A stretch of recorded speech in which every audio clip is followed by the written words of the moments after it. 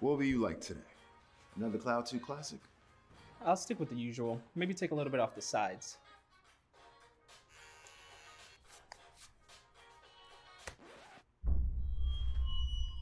Oh, that's fresh. The HyperX Cloud 2 Wireless. Legendary comfort goes wireless. Hey, watch your head.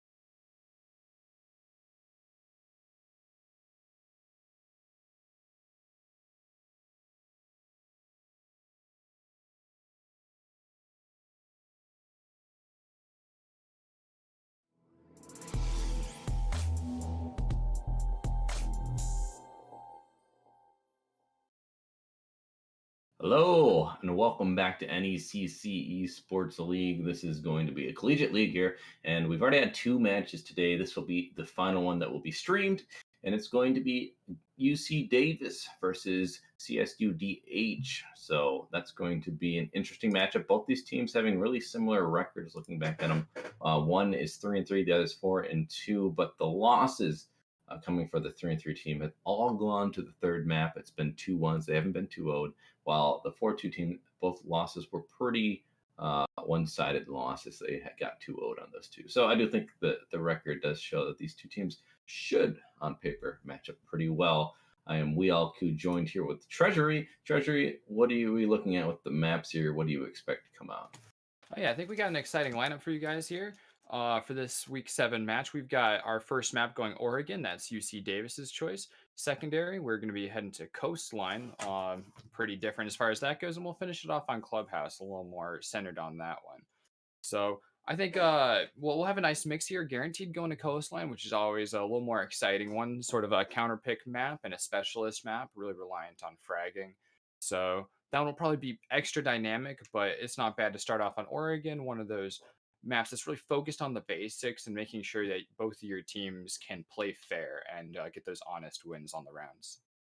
Yeah, with these maps you mentioned just now, the Coastline being more that monkey map, I'm going to call it. People just running around and gunning, and the strats don't really as heavily influence the round. Of course, I was watching a video by Reaper, and he's talking about that himself. He thinks that most people overestimate how much frags impact rounds. You have to get, or underestimate how frags impact a round, and overestimate strategy. And I kind of do agree with him. You do have to win the gunfights, right? That's what Absolutely. this game comes down to. On Oregon, though, we're going to be jumping in here, and this is more of what I'd call a linear map. It's very standard pushes. There's not going to be a lot of variation. For example, basement, they're only going to push down the stairs of tower and in bunker, which we call blue, or the other side would be pushing laundry with freezer, and that's it. So just to show that there's not a lot of variability. The floor isn't really destructible. So you really do have to push one way or the other. You can't get that verticality. So this map is just kind of like that on almost every bomb site. All right, first off, we'll be seeing a hard breaching ban on Maverick. That's not too surprising at all. He's a strong operator overall. He can do just about everything. A little curious to see no ban coming out for our Thatcher from the CSUDH defense. And it's not going to come up from UC Davis either. So that's going to actually definitely ensure that Thatcher is on the board, just the strongest hard breach utility operator. So he's just going to bring a lot. You can expect to see him dominating the early segments of the round and disabling a lot on the walls, making it easy for UC Davis's attack to get started here on the beginning on this first half. Yeah, and on the other side of things, you mentioned Jackal being opted for instead of the Thatcher, so Rome will be available, but Hard Breach will also be a lot easier. And Mira going to come off on the defense now. That's pretty common. She's very strong on this map. A lot of places to put those mirrors. And then lastly, Goyo, interesting. He's still very powerful. The fix for him hasn't come in yet. We have been revealed by Yubi that they will be taking away the shields, only jerry cans for him. But as of now, those shields are still in play, and so remove them. That's going to really limit what these defenders can bring in the sense of what shields. They're going to have to really play ops that have shields if they want to have at least more than one. Otherwise, just expect to see one on smoke. But that Thatcher not being banned, I expect to see him every round. What do you think? Does that make this a different map? Could this potentially be attacker-sided with that available? Yeah, that's a huge boon for UCD. They're going to be able to take Blue Bunker very easily. They're not going to have to really deal with a lot on the walls as long as they're able to frag out that smoke. We see Playboy locking in that smoke right off the bat. And along with that, while my 6th pick from Squall, he's going to have some defenses for his shield, and that'll allow him to play out in that extension and bunker. That's going to be the first most important spot on this attack, as long as UC Davis isn't pulling out anything extra crazy. What I'm curious about is they brought a mute here, if we look, and not the bandit. And if you have Thatcher on the board, you could potentially bandit trick. You can't really mute trick. All it does is jam, doesn't destroy the gadget. So if you pick up the mute jammer, it'll just continue on its way. And so the tricking is not really an option here. They're going to be bringing Wamai and not Jaeger as well. So a curious choice as well. What do you make of that? This seems like a little less of a defensive sitting down and holding defense here. We've got that Legion. Legion has the ability to play sort of a close roam very effectively and add quite a bit of intel. That is going to be messed with by the Thatcher EMP grenades as well. But the lack of a Jaeger in addition to this Wamai gives a little more flexibility on where you're actually going to hold. And the Mute obviously is less reliant on actually keeping Hard Breach off the walls. So it's going to be maybe a little more focused on the roam game here from CSUDH. And we did see that the Legion was off site, and that's a nice engagement coming out. Squall getting a little bit of damage onto Cersei, and that's going to be the Zofia pushing bunk. Nothing really coming through yet, not being too aggressive here. They're going to just do their due diligence with this drone work, which makes sense. I'm curious to see, will they be going for a multi-sided push, or are they all going to kind of push together here? Looks like there are players in all different kinds of areas on this map, big tower and over in small tower. I'm excited to see this, getting that Thatcher up on small tower. Maybe is a little worse of a use of his ability. He's not going to be able to directly use that right off the bat, but looks like Guac and OC Toasty here. I've got the first side, a few rooms here on the west side spotted out. I'm Excellent is going to be spotted, but he's staying here on Freezer Stairs. He's going to be the first most important frag here, it turns out. We thought it was going to be Bunker, but it looks like it's rotated a bit as the attack has actually rotated towards the west. You see OC Toasty going to be pushing up and is getting a pinch with his partner, but they weren't able to catch the Legion in time. He's going to peek back up. This hatch, though, without the denial, is going to be easy to open up if they have the hard breach capabilities for it. But looking, they only have the Ace, who has to use 2 stomach charges on the hatch, which isn't the best way of using this utility. So I'm curious to see where they will allocate it, and they use it on the hatch and meeting instead. UC Davis has fully pulled off a Bunker. They've got quite a bit of pressure here on Freezer already with this minute and a half on the timer, and it looks like Laundry Stairs is actually going to be an important push here now that Dunnoodle has rotated over. But it's going to come down to these frags with the minute left and all 10 operators still on the board. Dunnoodle missing shots, but does manage to find that cam and take it out eventually. But time is ticking away for these attackers. No kills being found yet. First engagement might be found here in Freezer. Is Excellent. Is going to push up, but he's going to be taken out. Nice headshot from Cersei. And that's going to start off the round, but 40 seconds remaining. This is going to be a rush for the lifetime here. Plant is going to go down in the midst of the smoke, and there's no utility to tell that this is happening. Yeah, with that camera off the board from the attackers knocking out the Valkyrie cam, and some early picks along with that smoke. That's going to be OC Toasty taking 2. Art's getting him to take that out, and Dunnoodle finishing it off with a kill on Stars, making a clean victory for the attack despite a slow mid-round.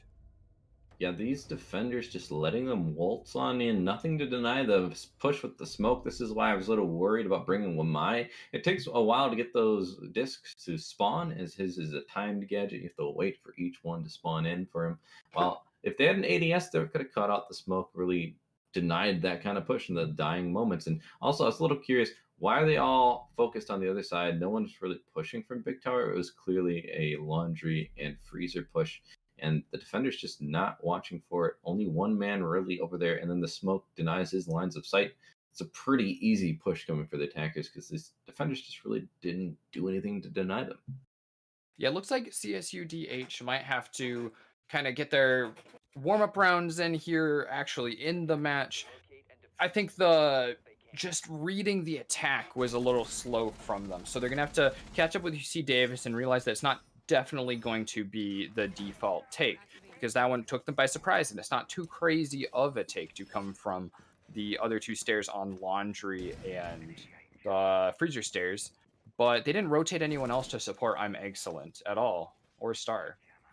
Yeah, so they didn't really rotate anyone to support those players where the push was actually indeed coming from. So, as you just pointed out, very big flaw in their defense. The other thing I want to point out that could be a small adjustment, but it could make the big difference, is bringing the Jaeger. And the reason I'm going to harp on this point is because he also has, instead of barbed wire, you could bring a bulletproof gadget. If they're going to go for the smoke plants like we just saw, you need to have some utility that can see through the smokes. That's either going to be a bulletproof cam or maestro cams. Yeah, those are just going to add so much. And I think you can never discount a Maestro cam. They're going for Star's Valkyrie pick for all of that intel. But Maestro is really nice if you're going to have someone actually sitting down and spending more time on utility. I think choosing the more aggressive operator is going to need them to play a little more aggressive, and I hope we can see that this round. Well, Excellent is always on that roam, always being the one who is aggressing, but I don't know if there's really any support for him, and I'm not a huge fan. But Squall will take out OC Toasty to get that opening kill for these defenders, and so this round might go a little bit better for them, as last time they had that opening death. This time they can flip it around. Yeah, it's going to be way different to see an early attack like that, and OC Toasty is going to be uniquely suited with that IQ to take out some utility from below. It looks, however, that Noodle has already gotten the wall open, despite any of Arts' mute jammers that may have been there on the master bedroom closet wall, and that's going to be a huge boon to UC Davis, probably making up for the loss of OC Toasty. All right, that's the risk you run when you're not going to be bandit tricking and Thatcher's on the board. It's nearly impossible to stop the walls from being opened up. So they're probably playing for that to happen. We'll see, though, if that is the right play, as they're going to have to hold this down. And there's plenty of time for these attackers, only halfway through this round so far. Yeah, and at this point, it looks like CSUDH has sort of holed up in dormitories and kids' dormitories. They are watching their angles, waiting for UC Davis to make the first move. Now that UC Davis actually has a bulkhead for their attack, they're going to have to do something to get in. And despite having, in addition to having lost the first frag, they need one in addition to even it up and to actually push forward here. That's going to be really important. And Huncho Pando is not quite in a position to make that, so he's going to have to rotate. With I'm excellent close on his trail, that actually probably saved him from having to deal with that gunfight. But right now, they need to be pushing more of them. And Guac doing just that. Yeah, a little bit of time still remain, but it is ticking away, and another kill coming from the defenders. That's going to be Artis getting a kill on to Huncho Pando, excuse me. Playboy getting a kill on to Cersei. These attackers not knowing what is hitting them. It's a 2v5 for them, and they're not in the best positions to execute on opposite sides of the map from each other. We're going to have to see Dumb Noodle push in, but he's going to be refragged instantly by Playboy. Squall was taken out by him, but didn't do much for his team. It's Guac here by the Lonesome in a 1v4. 20 seconds remaining. This is looking like it's virtually round over. CSUDH already locking this one out. 15 seconds remaining. This timer is just going to continue to go down. The Malusi Wub going to give away that position. Playboy gets an easy kill to finish up the round. Yeah, UC Davis is having some problems really committing on a push. On round one, that served them well. They stopped that bunker push before it ended up being too much of a time sink. But here on round two, it definitely did not serve well. That was a pretty easy round two win for CSUDH just by holding angles. They only needed one player to actually be actively roaming and just take any kills that actively peeked into sight. Yeah, and that's exactly what you said. They're just peeking, and then they get their head blown off. So those defenders really waiting for them to just reveal themselves. And we're actually going to see a 6-pick away from the Thatcher and a 6-pick onto the Wamai, which, again, I'd rather see a Jaeger, but if they're going to bring nothing but a Wamai, it's still better than the Malusi, in my opinion. I do think you need that denial for the projectiles. But what do you make of that switch away from the Thatcher? It's bad value. Thatcher's always going to be the best value you can get. I know it's not, as we talked about before, all about the strategy. The frags are important too. I think this is an option for trying to get more frags, but Arts has been running mute both rounds so far. He has no reason to change that up, and we're going to be going back basement, which gives him extra reason to be running that mute. And that's the worst thing for Guac to be dealing with there on Yana. So you've got a little more fragging power, a little more intel, but you're losing out on the utility, which is going to be a little fortunate for UC Davis making that choice that CSUDH went away from that Malusi, because that's another thing that they could really sink their utility into that's just not going to be there to deal with. Well, we'll see if it is indeed the wrong move, the wrong play, not being able to bring what you consider, at least, and I agree with you, to be the more worthwhile pick. It's going to give you more value. I think that's the phrase you used. Value is a very good term for it. Looking at this defense, though, they do have plenty of information to gather from the Legions and the Valkyrie, and we're going to see OC Toasty almost getting that kill yet again, and yet this Legion able to escape with their life a second time. This is the exact same thing we saw when they did the first round defense down here. Now, they did still lose that round, so we can keep that in mind, but that was also when they had a Thatcher to open up the walls. Without that in play, I'm curious to see what they're going to do to start getting some of these walls opened up. Yeah, I'm excited to see this attack from UC Davis. They tried it once before. It was the same read on CSUDH's defense, and this allowed them to take a lot of ground really quickly. OC Toasty and Guac going for that freezer kill on I'm Excellent, not quite landing it, but they've already pushed him down into freezers. So at this point, they have intel on him. They're not going to get flanks. They know that they have their drones set up. So we're going to be seeing this frag come out a lot earlier unless something goes wrong for Davis. Now, what is interesting too about the switch over to Iana is Iana's Gemini clones will be caught out by that mute they had mentioned. Now, this is an interesting choice. They did not opt to reinforce the hatch this time, and I don't know if that's the play. I think That seems like stopping an them and oversight with 3 reinforcements still left right now. right, and you look up in that top right corner as you were just talking about, you can see how many reinforcements they have. They still have 3 in the pocket. It doesn't take a lot of work to just go and reinforce the hatch. And even if they get it open, you're making them waste utility. In this case, they get to waste only a soft breach, which is a lot less valuable than one of those hard breach gadgets they would have had to utilize on it. At this point, UC Davis has full control over all 3 sets of stairs. They've got some operators to frag out at the bottom of the stairs, but they have the stairs themselves and nothing to deal with on first floor. Here it's going to come down to CSUDH to get through these Legion mines once again and try and get that justice again of a kill on I'm Excellent. I'm Excellent looking for that redemption. Getting flashed mighty heavily, but getting out of there just in time. This is giving ground to CSUDH and Guac, so they're going to be able to push up. And Dun Noodle is actually in the same place as before, ready to throw those smokes, hopefully going for the same plant as before. I think we're hearing some smoke. Toxic Babe's going off, not any attacker smokes. Finally, first pick on I'm Excellent, but traded out, and CSUDH staying on the board, fragged out. OC Toasty also going down, and a flurry of more kills coming out for UC Davis, actually taken all the way through the objective. CSUDH went really hardcore that round. I think it was a quad kill for him. I think only one other player in his team got a kill. So very good job from him. You mentioned that he was in that same position, just like the Noodle was over in the laundry area. Each of them look like they have the fragging potential to get them in and get the plant down. But in this case, no plant was necessary. Just get the frags, and they're able to do just that. So the firepower coming out from UC Davis, we thought the Thatcher being picked away from was the wrong move, but in this case, it looks like it really didn't affect the round at all. And honestly, I'm not trying to be too critical, but again, it comes down to that really loose defense. They're not holding angles, they're not being aggressive enough. They just keep peeling back, but they're giving too much control up. They're going to give the angles the attackers want to get the plant, and then even just reveal their bodies by giving too many cross angles. And that's just what we saw. They just walk in and start getting the kills. So these these defenders really need to throw something else at these attackers when they start pushing like that. Maybe a flank. Just get the maestro cams. You mentioned how that's always valuable. You can be feeding that information, make them waste utility to clear those out. Just something to throw them off, because right now they are looking like they're just getting any control that they want. Yeah, that drone, just the dominance. The dominance of the drones, the intel game, just being won by UC Davis every round is just an oversight from CSUDH that we're seeing right now. We have the Legion out there for some extended intel and a little bit of extended roam, playing safe to stay alive and make the most out of those Legion mines. I love that, but if that's the most roam you've got on the whole team, on objectives that really suit roam very well, then you're giving too much to UC Davis. Don't give them to it. They haven't earned it. Make them earn it.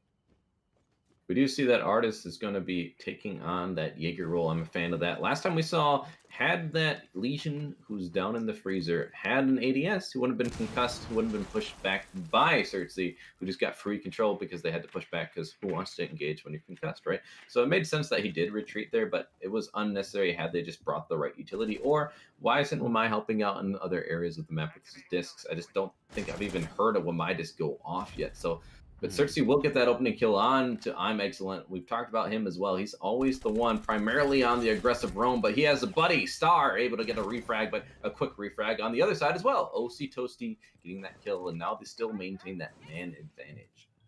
Yeah, that comes out as a very favorable advantage for UC Davis. They lost CSUDH, clearly a top fragger so far, but losing 2 men on the opposite side for CSUDH is going to hurt a lot more. Here comes a lot of explosions, putting a lot of vertical pressure on the defense. UC Davis knows what they want here. They've had a very concerted attack, only having to deal with these 2 operators upstairs in order to get their control over the kitchen, being able to kind of root out any defenders still in the kitchen. They're trying to get the verticality here. They have plenty of breaching rounds, and they're going to even use their bullets to open up holes below, looking into kitchen where that bomb site is. And so far, they haven't really found anything for that trouble, but I mean, it makes sense. You still want those angles trying to deny the rotate back. Maybe they're going to drop the hatch to try and get a plant here. But so far, I don't feel like they have the control that they want to get an execute down yet. Yeah, there's still a minute left, though, so they have plenty of time to get that down. Arts and Playboy, it looks like, are still playing on site. Squall looking for a little bit of a play. He's moving up towards the stairs, white stairs, to try and find a pick for himself and sort of even these odds. But going a little slowly, I don't know when that will pop off, if ever. Yeah, taking their time, but you don't want to take too much time. It is a 4v3. They have the man advantage, but that's not going to hold up if you're going down in the dying moments. Now, they did get the eyes onto the man below, but wasn't able to get the kill. Guac, though, not getting the communication from his teammate. There is the refrag. OC Toasty also getting a kill onto Artist and finding the last one. Playboy cleaned up at the end, and that's UC Davis taking another one. They are starting to show their powers here and come away a little bit further, making a little bit of a separation in the round count. I like that we got to see Squall actually pull that off, coming up the stairs and getting a clean pick. Unfortunately, he's refragged right off the bat, and OC Toasty really ran away with it, taking off the 2 men on site, making sure that it was all his, making sure that UC Davis got that round 4 win. And they're up 3-1. These defenders probably reeling a little bit. Doesn't look like they're fully comfortable. They're going to be able to go back to that upstairs hold, which is the one they look the most comfortable on. But I thought that was mainly on the back of the opening kills coming their favor. Just the peaks coming out. They were able to capitalize on it. But I don't know if that's really replicable. The other thing that's a little concerning is each team has a couple of players. One has 2. The other one has 1 player with a donut still. So we'll keep an eye on that. But hopefully some of these players can start coming alive, contributing to the kill count a little bit, because no one wants to have that donut. Yeah, I don't really know if this defense has come into its own yet. I'm hoping over the course of these next 2 rounds, we'll see CSUDH sort of start feeling themselves a little bit more, sort of hit their stride, and interact with UC Davis more. It's not been very interactive so far. It's just been UC Davis taking what they can, CSUDH stopping what they can, but not a lot of interplay between the operators, and definitely no interplay between the roam that we've been really seeing. UC Davis had me a little suspect of those attacking strategies the first 2 rounds, not enough like devotion to any specific strategy. But these last 2 rounds, I think they've kind of solidified that up, and I don't see it being as shaky anymore. So CSUDH really has to get that same thing going.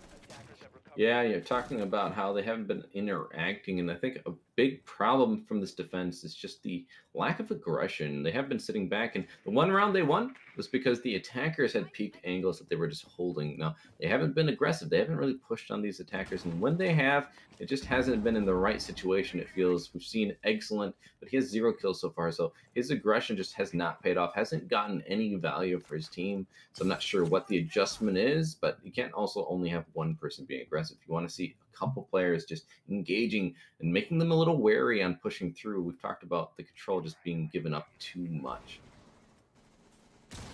Absolutely. Here's another pretty direct attack from UC Davis. They've already got wall open from attic, or into attic from big tower. That's going to be wholly different from the last take. It looks like they've rotated over to the other side of the map. So this is going to be a new thing for CSUDH to have to sort of adapt to. I'm Excellence gets that first pick, being very aggressive, actually running out and getting a very valuable kill on Noodle, who's been was playing a support operator. That's quite valuable. Ace, phenomenal for a team, but also just an effective player. Looking at 4-2 stat record with a plant, so taking that off the board is going to be really valuable, and it's going to leave Guac sort of alone on this side of the map. Indeed, it does have a player to his side there, and so I don't think they're fully alone. Yeah, we see Huncho, so eventually he'll get off the camp, start pushing up. The dead man can get on those flank watches, and this is actually really good. They do have the wall open up on each side, so Attic should be in control, so these attackers very well could get a plant down, so that pick might not be as influential, as Danudo did do their job, but these defenders, I don't know if they're even holding the right angles here. That's my main concern. Yeah, it's going to be all about these angles holding. We see Certzi here just sort of holding angles, waiting for something. He needs his team to get him that intel, and there it is. He's going to get Squall for it. And there's another one for Huncho Panda taking out Playboy. Cersei looking for a final kill in the back of dormitories to support Guac's plant here, going off in Games Room. 2 operators left in Kids Dormitory, 1 in Dormitory. Huncho Panda getting I'm excellent, taking him off the board. Star getting a kill as well, but going off himself. Arts is left to deal with Cersei, Guac, and Huncho Pando on his own. It's a bad angle to get at Diffuser, and there's 1 in Attic. Any movement he's going to make is going to be heavily watched by UC Davis's players, and he knows that. He's got to get this frag in Attic in order to get any leverage onto bomb site, and he's going to get it. Arts against Guac and Huncho Pando now. He has an idea of where they are, already pre-firing that, but he doesn't quite know where the defuse is as far as I can tell. They might have intel on that Valkyrie cam that I don't know of, but that air jab is going to be devastation. Oh, not quite. Not quite on that air jab. Arts doesn't have time, though. The round is over. We'll see if he can get that kill, sort of even out, feel a little bit better about it. No consolation to be found, and that's going to be UC Davis taking another one. And while I did like the aggression coming out from Excellent, I did feel it was a bit too late. He could have done a little earlier, maybe got that pick before they got the wall opened up. But because both walls were opened up and they weren't holding any angle into Attic, you give up that angle to the attackers. That way they can just watch for that plant. We see Huncho got the kill on the only person who was contesting with games, and then it's easy pickings and easy plant really coming for those attackers, and they get another one. This is usually a defender side map. Now with Thatcher in there, I do think that this becomes questionable, but it certainly is not this attacker sided. I think this is showing that CSUDH, their defense needs some work. Hopefully they can find one more round here before switching to attack. Otherwise, being down 5-1, I'm very concerned for them. Yeah, the potential 5-1 down on your defensive half, that's daunting. Daunting to have to deal with. You do have the Thatcher to use once you're on attack, but that's a big differential. And I mean, defense is almost always going to be having the advantage anyways. So this is where you need to be getting your rounds. So CSUDH is going to be counting on getting this basement hold. Going back here again, they've had a little more success on base, or no, I don't think that's correct at all. No, they're 0-2. Yeah. They've had better first halves. They've had better first halves on basement. But it's all follow about, through. Yeah, it's and to no fault of their own, UC Davis has had very convincing executes on these basement rounds. It's really undeniable, and it's not even been a question. They've been able to swing every angle that they need. At the same time, it's a really good coordination between the team. They seem very good at basement on the attack, but CSUDH still hasn't answered this split push, and that's really what they need to stop that execution from being like a 4-3 advantage to UC Davis from the attack on a plant. I'd also say in Freezer, they need to hold it more. They can't just give it up for free. They need to have an ADS to support the player down there. Excellent is the Jaeger, so very well could help himself out. He's been always the man playing over in the freeze area, but he gives it up too early, I would argue, and it just gives a free reign for these attackers. Now, he's being very aggressive here, and I do like it, actually, but the main thing is always concerning is if he dies, there's no one there to get a refrag if he's playing by himself. Yeah, I'm Excellent got his first kill the other round. And that was by being really aggressive, but I think that's the right direction. He got refrag, or well, he got fragged out the next time that he went for a peek, but I think that was definitely the start for his role. And he's almost going to take Cersei off the board. A really important operator. Oh, but Cersei is just a little bit faster on that wall bang. Like you said, there's not going to be anyone to refrag him. That's not feeling great. And he wasn't able to get time for it. That's really unfortunate to see.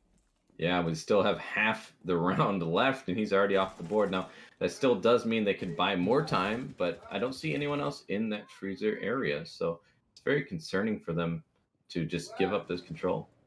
Yeah, once again, CSUDH is a little clumped in between objectives.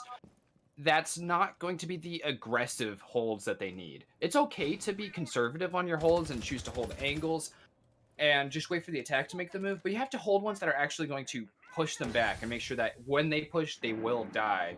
Right now, they're just sort of letting them get into objective, and then it's going to gunfights instead of, these dominant angles that they could be holding right now. And Squall just getting totally caught out by OC Toasty. There's a bad time to rotate. That's going to give a lot of pressure to OC Toasty there from the back. That's going to make it really hard for Ars to hold there, and he's going to actually get caught out just like that. Star and Playboy are the last two left. They're right here in the center between sites. They've got some smoke grenades to play with, and probably the intel left from Valkyrie still. There's no IQ on the board. But Noodle is getting that same plant down. I don't think he's even had to pop the smokes this time. Cersei getting another kill on Star, really proving himself to be a dominant player. And Playboy is stuck outside of sight with several angles of attack on him and a drone just to keep it up. Not quite landing that kill on Noodle. Playboy is out of it once again. Yeah, flawless round coming out from them, and that's just rough. But that's what their defense has been this entire time, you know? So looking at it, hopefully they have more success on their attack here. Yeah, I really hope so. I think more and more as we're getting these small nerfs to defense, notably the nerfs to Wamai and Jaeger. And I mean, we're going to have several more coming up soon with the Wamai and Goyo and Mira and Maestro nerfs. But defense is looking a little more even with attack all the time. And sometimes when Thatcher's on the board, we see matches that are just absolutely dominated by attacking rounds, very few defense rounds being lost, which even like 6 months ago would be unheard of. Like, there's so defense sided for so long. And I think we're starting to see that switch here. So I think not all hope is lost for CSUDH. If it's not really attack sided though, this is going to be pretty dominant for UC Davis this map. Yeah, and there's a few differences in their defensive lineup I want to point out, which is they're bringing the mute. They already know the walls are going to get opened up. So what are they going to do? They have the Valcams and they have the Legions for the information on top of the Melusi, right? So a lot of sound cues and other things with the cams to give away those positions of the attackers who are going to be pushing in. Now, they also have the ADSs, and they're bringing it from the get-go. So I think that's really important compared to the other side, where they just didn't bring the ADSs, and I felt like that's what cost them, like with the smoke plant and a few other times. Yeah, I think going the Wamai is a little more viable on the second floor. On first floor, though, you really need that like immediate boost of grenade catching from just having the Jaeger set up and ready to go, able to catch 3 projectiles right off the bat. Wamai's got to wait a while before he's able to do that. He definitely can't catch 3 of them right after prep phase in the way that Jaeger can. Well, we're going to see the drone work coming out. A very aggressive push from OC Toasty, but he's going to be down. And There's that drone work really coming in. It was really bold of OC Toasty to go out there while drones were just getting used on Big Tower. Right, and the no refrag, though. That's what's always scary about those roamers being super aggressive. Yeah. See, Noodle trying to get some verticality here, but not able to find anything. There was that attempt for the refrag from Noodle. Right, so at least they tried. The wall will be opened up though, and that's what I'm talking about with the mute. You just kind of play for that to happen, but this is really quick still. So these defenders are gonna have to hold the right angles. They can't give up too much control like we saw from CSUDH's defense. Yeah, already CSUDH is looking pretty good, aggressive, and they know what they're doing. They've got those drones right up ahead, making themselves effective and ensuring that kill on OC Toasty. They had the intel to know that they were going to get shot at from above by Noodle, and they're able to avoid that. They've already got wall into attic, and oh no. Well, they had an ace, and they don't have one anymore. Glock playing pretty forward.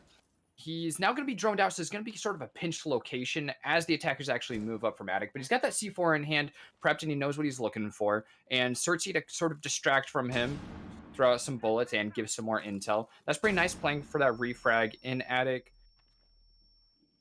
And they've actually slowed down CSUDH a lot. Yeah, see, this is what you want. You want to maintain this control. The Melusi is also going to slow them down. These flashes could find them out, but there's still 2 players playing here. They're not able to flush them out like they need to.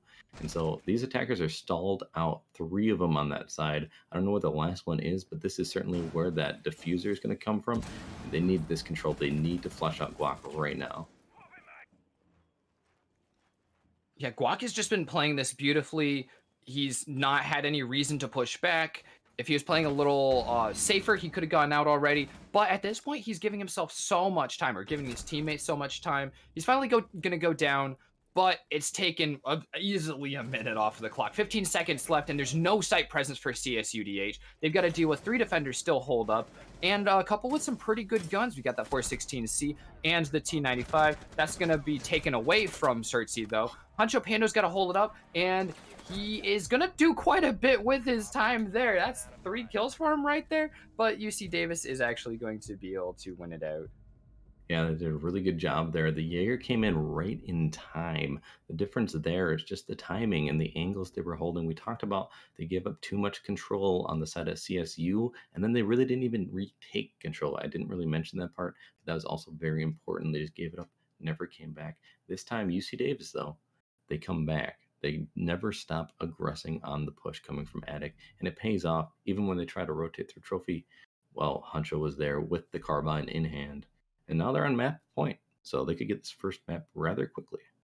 Yeah, like we were talking about, the concept of going 5-1 on that defensive half, really daunting. That's a mountain to climb, and losing that first round on the second half is just, I mean, obviously losing rounds is going to make this more stressful, but this is a stressful spot to be in. It's on map point, and it's not really in sight. It's at the end of a long tunnel of going 5 rounds in a row uninterrupted, and it doesn't feel like CSUDH has really hit their stride yet. Granted, this is UC Davis's map. Credit where credit is due. UC Davis, I'm sure, has a lot more practice on this map than CSUDH. It's probably more comfortable to them. That's their pick. So it might be different on Coastline. Maybe CSUDH will hit their stride more there. But I think it would take a lot. It would take a snap. It would be almost an unrecognizable team right now if CSUDH were able to get that 5 in a row to even it out. You're looking at Certzy and Otsi. They're just the ones completely fragging out for their team. Now, Denudo does have a decent score line as well, but overall, those two have been the ones to come in, get multiple kills in a round, and really just flip the round towards their favor. We just don't see anyone doing that on the other side. Art has tried, but still it just hasn't been quite there for them, and he's not on a fragging roll. Yeah, even the most aggressive and frag-heavy players on CSUDH are just struggling to stay afloat right now. We see Arts on that 5-5. We see Star on the 4-6. He's their Ash player. He's just not been able to land what he wants at all. He's playing Valkyrie on the defense and adding that intel, but having a rough time getting anything for himself. Now, the concern here is no one's really holding over by Pillar, and now they do have someone rotating. That is Certzy on the Jaeger, trying to push over, not allow control. See, they aggress on the push that's coming in right off the bat into the building, and now Certzy is going to be aggressing on this control in Pillar, gets the kill on Squall, and that's the opening frag for these defenders, trying to shut down this map. Squall has been on both sides of the first frags on several rounds. I think more times dying to it than winning on it, which is always going to feel rough. But having to take that fight with Certzy is going to be nasty, and he's in a great power position. Pillar's always great, and here comes OC Toasty's flank as Mozzie. He's got the intel, he's got that Commando 9, and that push that we thought was going to come out of bunker is just fated to end poorly. Huncho Pando picking up another one, OC Toasty continuing to push and landing one more. Arts was in a good position up just 20 seconds ago, and now he's alone in bunker on this match point. It doesn't look like this is going the distance. Yeah, 1v5, he needs an ace. It's just not going to happen, unfortunate. But that's going to be a 7-1, basically, for UC Davis. I know calling it early is never nice, but there's the flawless round. They've just won their gunfights, UC Davis has, every time. And that's just what's concerning for the next map of Coastline, since that's a fragger map. I haven't seen anything from CSUDH to show that they can compete with the frags. Honestly, I don't even think it comes down to the frags. I don't think there's been too many gunfights that Dominguez Hills has actually been able to take. UC Davis is shooting a lot of guys just in the side of the head. And that's all about positioning. That's not the fragging. And I think just the sort of disappointing thing about this map was to see Dominguez Hills not get the chance to play those gunfights. UC Davis is sort of outmaneuvered and flanked. Right there at the back end, we saw OC Toasty land 3 kills to guys who had no clue he was there. And I think that really tells you the story of how that first map went. And I think maybe more map familiarity, maybe more cohesive strats from Dominguez Hills might turn the tide for them. And being a gunfight heavy map, maybe that's just what they need in order to show their gun skill. We'll find out, but not quite yet. We do have a short break here, 5-minute break, and we'll be right back.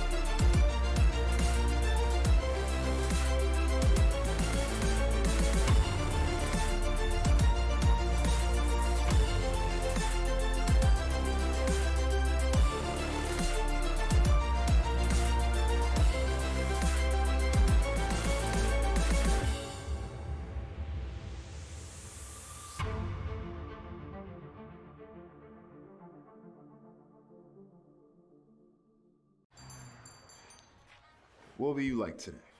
Another Cloud 2 classic? I'll stick with the usual. Maybe take a little bit off the sides.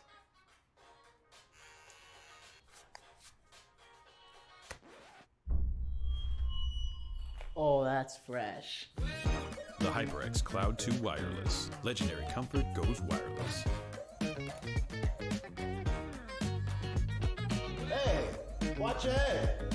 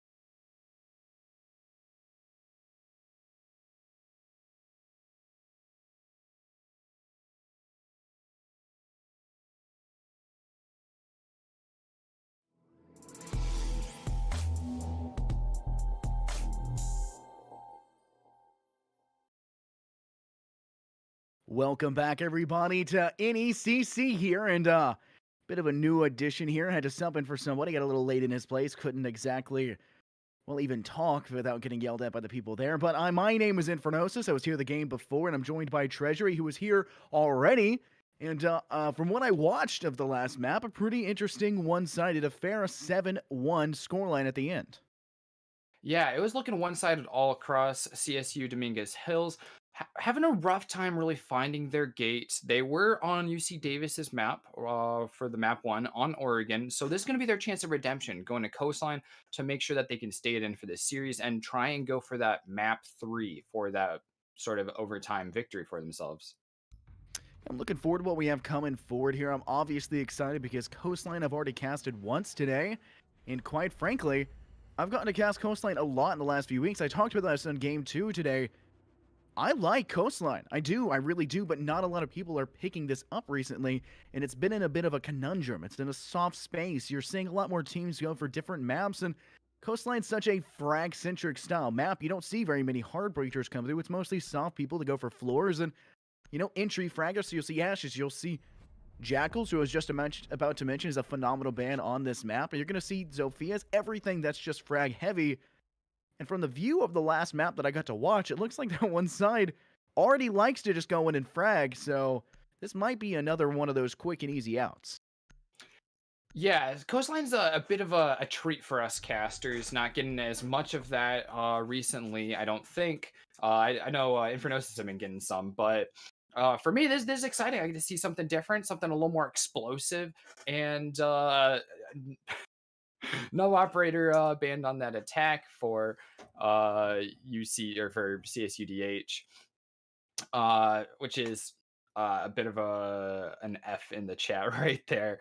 But we're gonna have to pause here, get our players back. As you're saying, it's gonna be really frag heavy. We're gonna see those fragging bans. That Jackal makes a lot of sense. There's a lot of ground to cover, a lot of roaming operators to root out. So that's going to be a big focus for CSUDH for this first half while they're on attack. And it's going to really be the difference between winning and losing, I think, because momentum makes such a difference when it comes to frags. Absolutely. That mentality, the confidence that you can get from being able to frag out and really hold your own. Coastline's like the king of that, right? Very beginning of the last map I saw, which ended in a 7-0 victory. Second or third round, we saw a Pokeball kill. We saw an impact nade kill that came through. I mean, that right there is enough to say, hey, I choose you. I'm relegating you guys to a 7-0. You're getting absolutely trounced, and that's exactly what happened. You know, keep the confidence high. You can even pull out some of those dank May strategies, right, as the kids these days As do the indeed kids say. You're going to pull out some interesting strategies. A lot of things that maybe are relegated to smaller play styles, something that you're not really used to. Coastline's a place to kind of bring that one out. But one thing I've been exceedingly noticing, at least in the collegiate level play right now, is the emphasis on that hookah deck. A lot of players really wanted to push in there quickly, and they're not removing that shield that's inside of that pot hallway. And it really bites them in the rear. They're not able to get the plant down. They bring a Monty, they bring a Ying. They're trying to clear out hookah within everyone's retinas and eyes, and it doesn't matter because they can't step inside without a toxic babe from that outside smoke, or technically I think it's called plant or pot hallway. They can't clear that out because the toxic babe is there to just smoke them out, completely remove them from the opposition, and there's no chance. So we'll have to see how both sides fare. CSUDH obviously starting off on the attack. From what you saw on the last map, how do you think this is going to go? I mean, my guess is pretty even. I think this is going to be a much longer map, as I've mentioned a couple times. This is Dominguez Hills map choice. This is where they prefer to be. They were losing frags pretty heavily to UC Davis last map, and I think a lot of that is going to come down to positioning that suits CSUDH better. So I see them definitely faring better, but UC Davis was very convincing, especially on their late round attacks. And I think we're going to be able to see that. I don't think it'll be such a closeout victory as the last one was. So I think we'll be able to see more of the second half as opposed to only a couple rounds like last time. You know, we have an interesting ban phase. Obviously, the no ban, which may or may not be on purpose. We'll have to see how it goes. But Amir and a Valkyrie being removed, that's actually a little bit weird considering the map. Mira being removed isn't exactly the oddest thing that you'll have, but it can indeed be kind of struggling. I mean, you're going to see a mirror on the double bar objective. You're going to see that in between Sunrise, and you can see that between Blue. Besides that exact small spot, you're not going to see a mirror really very often on this map. So obviously one of these sides is either fearful of the mirror or it's just a reflex ban. They're banning it because mirrors are usually banned. It just doesn't make that much sense to me. Let's see. What are we seeing that would really affect that Mira? There's nothing too out of the ordinary from the attack. There's the Yana, which is a little surprising. We're seeing more and more of Yana. I love seeing that. I think she's a great operator with a lot of stretch potential. Giving her the Gun 6 now, I'm not totally sure if it's actually going to be run here from Squall. He's going for the G360, was a little notable as well. But the Yana has grenades. She's got a great gun. She's got so much just pure drone intel. It just keeps coming, and that will give you value all through the round. Early round, definitely. Mid round, definitely. Late game, always great to have additional intel, especially post plans. So I like seeing her out. I'm gonna take this a little casually, and I don't mean to interrupt because I wanted to talk about Iana a little bit as well. Yeah. What is your opinion? What's the best gun in the hands of CSUDH right now? Because I mean, the attacking side has so many good guns. What's your best one you think for them right now? 100% gotta be the M789. I messed it up. That's not quite the numbers, but 760. There we go. That's just the caliber. Yeah, Sophia's rifle. That thing is a beast of a gun. And it's got the 2x sight, not quite the ACOG like the L85 does from Sledge, but it's a little more suited to a fragging roll that way. Now, in the hands of a Thatcher, do you like the AR-22 or 33, or do you like the L852? I honestly think it comes down to how you're using your Thatcher. If you're really primarily using him as a support, like hard support, especially for wall on the sites that are more important to get the wall open, having the ACOG available on the AR-33, I think, makes a world of difference. But if you're playing more of a fragging or flex kind of role with them, any kind of split push, I definitely see that L85. Just is a beater of a gun. So what's your opinion on Flores then? I mean, like, he doesn't get the same scope arsenal that Thatcher does, which is honestly my biggest set-off for Flores. I can't stand the guy, not because his utility is garbage, it's not great, but because he doesn't have the same scopes as Thatcher does. It just bothers me. I think with Flores, you take the gun option, no matter what you feel about it, really, for his just uncontested ability to take down shields. He just deletes some of the most important shield holds, such as Oregon Basement in that bunker extension and Pixel on third floor of Cafe. And no other operator can just take those holds away so quickly. And that's where he really is flourishing. Speaking of flourishing, CSUDH is doing a lot better here. They've got these first two picks on Guac and OC Toasty, both operators who can add a lot to the team through the late round. It really looks like CSUDH is just fragging out. Another one will fall. Playboy finding Cersei, and it's a 1v5. Now you got, Dun Noodle kind of stuck in Hookah Lounge in the backside, the westernmost side. Player over on the Cool Vibe stairs. Not going to be one that finishes him off. It'll, in fact, be Excellent who does it instead. A flawless round to start us off. And like I said, I was ready to see the Hookah deck be played, and quite honestly, I'm shocked that CSUDH didn't pick that, because that's just something you see in collegiate level play. In normal competitive play and high level competitive play, you don't see that Hookah deck be played at all. It's not a good play. It's not what you want to see. Collegiate, it's going to work. If you just have enough strategy and coordination, you can get it to work against players in collegiate level. CSUDH didn't want to anyways, and it doesn't matter. They'll get the last one because of it, but quite frankly, that player is rotating from Sunrise Bar, didn't care about that position at all, just takes a step back outside. They know where the player is. Hey, I got the flank, I'll take him out. Not a big deal. But a flawless round to start off round one is going to put a big deficit in UC Davis's mentality. It's something to keep an eye on now. CSUDH coming out swinging. Yeah, it's that momentum break that they were really needing, just swinging it fully back in their favor. That was a dominating round, a flawless round right off the bat. They've got that 1-0 lead. They've got their map. This feels good. They were able to take that slowly, clear out their area as much as they wanted. They had plenty of time left on the clock to get the execute. They had plenty of frags to work with. So that was just... that was a flex. That was CSUDH going, we don't really have to break a sweat to get around here. And that's a complete turnaround from what we saw on map 1. Map 1. Now, I wasn't here, so give us a refresher real fast about what map 1 was like. What was the pacing set? All right, it was entirely set by UC Davis. UC Davis starting on the attack, really taking as much real estate as they wanted throughout each round, sort of like how that attack was. It looks like that on almost every attacking round, and CSUDH just didn't hold the right corners to aggressively stop the pushes. Not enough roam game, and I don't think that's really suiting to their play style. I think their players can flourish a lot more if they actually get more opportunities to get these gunfights. And we see CSUDH doesn't have to just lose gunfights. It was all about positioning. They seem to be caught out every time, not in positions that they really wanted to be in against the UC Davis attack. Definitely something to keep in mind. I do worry, in fact, though, UC Davis starting off the first round, not as hot as they were initially looking apparently in the last game.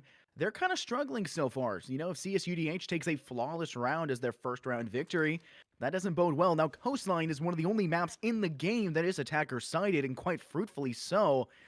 You're not going to see very many defenses have a very coherent anchoring strategy. It's not a normal gameplay style. Defenders are mostly just going to be frag-centric. You see that with Malusi, with the Legion, who just passed from Squall's kill. You see that with a Jaeger, which is normal anyways, but the 416C. Mazia and a Commando, we saw this earlier, and it finds a kill pretty quickly. That'll be OC Toasty to Excellence. Refragged now by Squall finding Guac.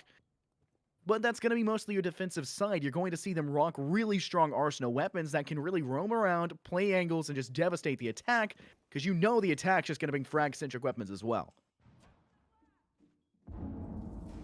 It looks like Squall really coming into his own here, picking up another kill there to free frag his teammate, and this is full upstairs control over Kitchen, fully on CSUDH's side. They were able to root out that roam with those guns. They're not gonna have to deal with that anymore. Noodle, though, is bringing a really strong gun. I mean, the rest of these guns left up here are great, but it's gonna come down to dealing with these anchors. Noodle has a lot of post-plant or pre-plant potential, and he's gonna have to do a lot alongside OC Toasty to swing this back in their favor if they're gonna get this at all. There's still 4 operators left on CSUDH. Only 8 I'm Excellent being taken out, and he was refragged.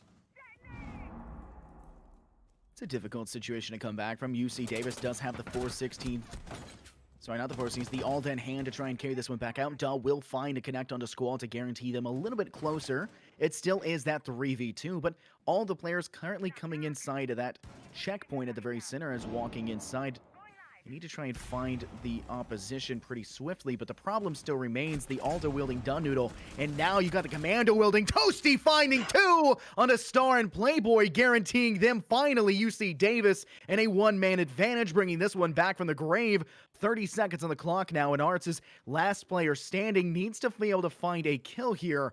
But OC Toasty and, of course, Noodle are not going to go out without a fight. Still holding strong inside a kitchen. 20 seconds on the clock. We're going to see Arts try and go and look for a drone to get some information on the opposition, but they're not going to give that handily. 10 seconds now. They've got to push in, either find both kills or start the diffuser placement, and these Malusi wall bumps will make it even more difficult to go forward. Now stepping inside of service entrance, leaning to maybe check towards kitchen, but 2 players inside, not giving the time, and he's going to stick it and hop right off. UC Davis will find their first defensive round win, and this was exceptionally close for them. That round was all Dominguez Hills for the first half. And it looks like they put all their eggs in one basket for getting the actual first floor control, all going for the same bathroom side. And OC Toasty was totally unchecked over by Cool Vibes and Blue Bar. He had a great angle down the hallway and that little 9mm SMG just ready to go. And after taking those first couple shots from him, he told his position, and still Star didn't do anything about it. They knew he was at the end of the hallway, and they hoped that he wouldn't shoot them while they walked into bathroom. And he got a triple off of that. And that's, you know, such an oversight to lose a whole round to not having any pressure on that side of the map. Difficult question here. This might be a dumb question, because I'm a pretty dumb individual. Is that Arts or Art? What are we calling him on CSUDH? I think it's Arts. Arts? I'm like we'll go 80%. with that. I want to make sure I'm not getting it incorrectly. We've got Cersei, we've got Arts. It's like some interesting names, you know? I'm just trying to figure it out. Some exciting ones. Yeah, I like these names. You know, I'm pretty tried and true. I've had the same name since I dreamt it up, apparently. I don't remember exactly how I did it. I just remembered the name and used it. But when I was a young lad, about 35 years ago. It dropped out of the sky. You know, it just happened. It appeared into my lap, and it's something that I've always remembered since then. But looking like a spawn peak will come from OC Toasty. Thankfully for the CSUDH side, they're actually going to head north instead of south, which will give them a little bit of a safety net against this spawn peak. But a player actually kind of rotating nearby will go just below the window, and they'll spot it out. So not going to be able to take it out. That'll be Squall, who's actually going to go up to the rooftop, I believe.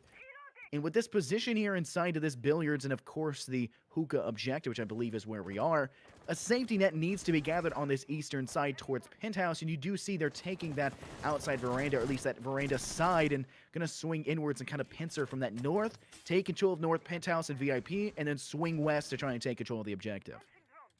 Yeah, and we see that attack is similar to what we saw on round 1. And UC Davis, they're flexing their Velociraptor brains, like in Jurassic Park. They're learning right off the bat.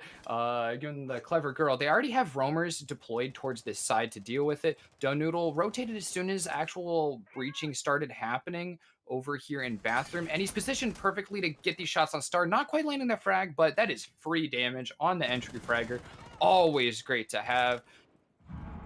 Free damage. Free damage. I'll Free take damage. it. You know, that's exactly what you want to do, and especially for a fact that UC Davis are on the negative side, especially since they just lost OC Toasty. But defenders don't have the advantage on this map. We say it as many times as possible. They have to play cheeky angles just like this, which means boom, bam, done, noodle, finding out Star. A second one could be lined up here as they're playing that cheeky crossfire angle into the backside. They're holding inside of that television side, cutting the player off that's heading from Trophy. It's going to be difficult now, because now you've got that player of Donoodle who's kind of trapped in that area. The flank could come around, hasn't rotated out. Poor decision, in my opinion, to not take the transfer. And now you've got Excellent coming directly behind. Could sledge out the wall and just melee out the toes of the opposition. Not a chance for him to really go. They're going to pincer in on top. It'll buy a ton of time for UC Davis. But is that time actually fruitful if they can't act upon it and hold on once CSUDH just swings in and takes house? Yeah, less than a minute is left, and the kills are looking in favor of UC Davis now that Guac landed that one on Squall.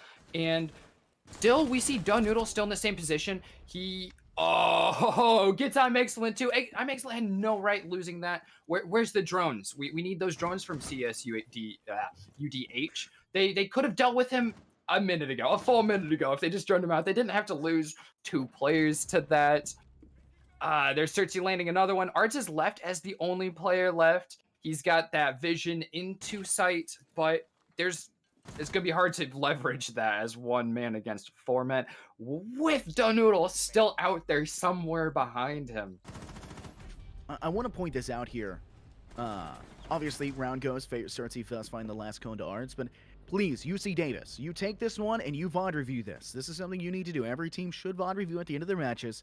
It should be something you do. Please VOD review that round, and I want you to know one thing. That will never work again on a real team. Like on a team that is like competitively doing coastline, right? And working together coherently in a way that guarantees success, right? It's not going to work. CSUDH have their own strategy, have their own style.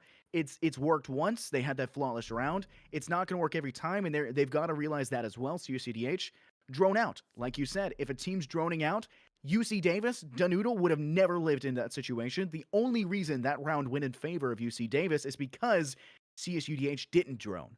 Any team that drones, which is most teams should or need to, I guess is the term. Need to. You're going to lose that 9 times out of 10. You're relying on pure technical gun skill to do that. And I'm sure you're confident in Donoodle. I've seen a lot of good progress from this so far. Top fragging for a side tied with OC Toasty.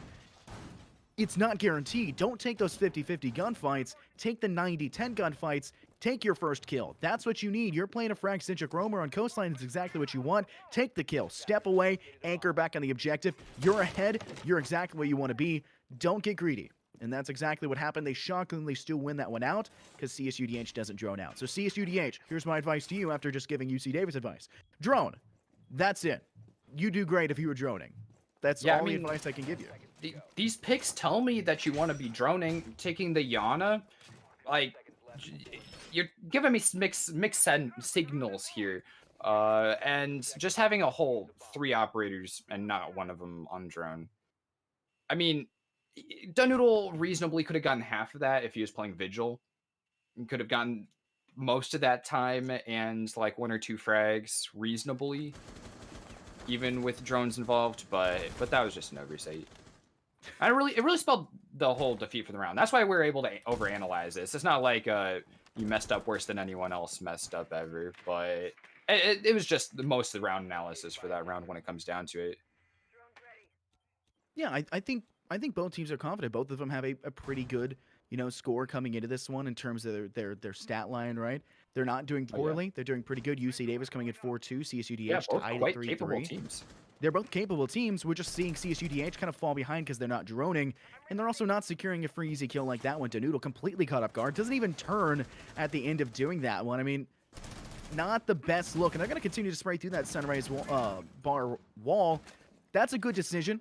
A little bit more to the left, know your positions. That just comes down to knowing your map, and this is exactly what we need to see here. CSUDH, phenomenal job. If you're going to take that hookah deck, clear that shield inside a pot hallway, and you'll have that secured every single time. Now you got a free entry inside of hookah. Defensive player can't hold on the top of the stairwell, will be forced to step down to the midway point of Cool Vibes, and that's where your secondary or tertiary player can frag out and find the kill, and you're already doing a lot of damage straight through the wall. You've got 2 players to go in with that. You're already in a good place. We just need more intel right now. And once again, it's really coming down to these 50-50 gunfights. No one's really everyone's taking them pretty hard, but no one's quite landing kills. There's not quite enough vision on anybody. There's going to go Squall, though, Caster's Curse, and Arts both being taken down. OC Toasty really running away with that. And with 3 operators left and a minute left, it's a little ways away from this execution for this round. I'm excellent. Still isn't even in the building yet, and you don't have a first frag.